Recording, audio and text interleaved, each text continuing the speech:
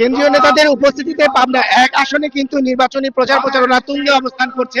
আমরা গতকাল থেকে জামাতের পক্ষে কেন্দ্রীয় নায়েবে আমির সহ সাবেক প্রতিমন্ত্রী মেজর মঞ্জুর কাদের প্রচারণা চালিয়েছেন।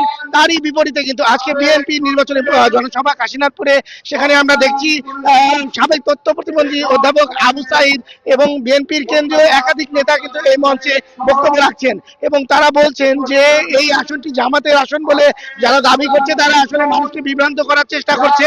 কেননা এখানে ধানের শীষের পক্ষে গণজোয়ার উঠেছে এবং স্বাধীনতা এবং সার্বভৌমত্ব রক্ষায় মুক্তিযুদ্ধের পক্ষের শক্তি এখন বিএনপি এবং সেই বিএনপির প্রার্থী এখানে ভিপি শামসুর রহমান, তার পক্ষেই আসলে মানুষের যে উচ্ছ্বাস উদ্দীপনা দেখা যাচ্ছে, তাতে আগামী 12 তারিখে নির্বাচনে বিএনপি প্রার্থী নিরঙ্কুশ বিজয় লাভ করেন বলেই তারা মতামত দিচ্ছেন। এবং এর পাশাপাশি আগামী দিনে এই অঞ্চলে উন্নয়ন অগ্রযাত্রা অব্যাহত রাখতে এই ধানের শীষের যিনি প্রার্থী তাকে নির্বাচিত করার জন্য কিন্তু তারা আহ্বান জানিয়েছেন। এবং এর পাশাপাশি এখানে কেন্দ্রীয় নেতারা বলেছেন যে তারা মুক্তিযুদ্ধ সম্পর্কে এবং বিভিন্ন ধরনের এখানে ধর্মীয় প্রোপাগান্ডা ছড়িয়ে জামাত প্রার্থী তার পক্ষে নির্বাচনী একটি দুর্বিসন্ধি করছেন, তার বিপরীতে তারা জনগণকে সতর্ক থাকার জন্য আহ্বান জানিয়েছেন।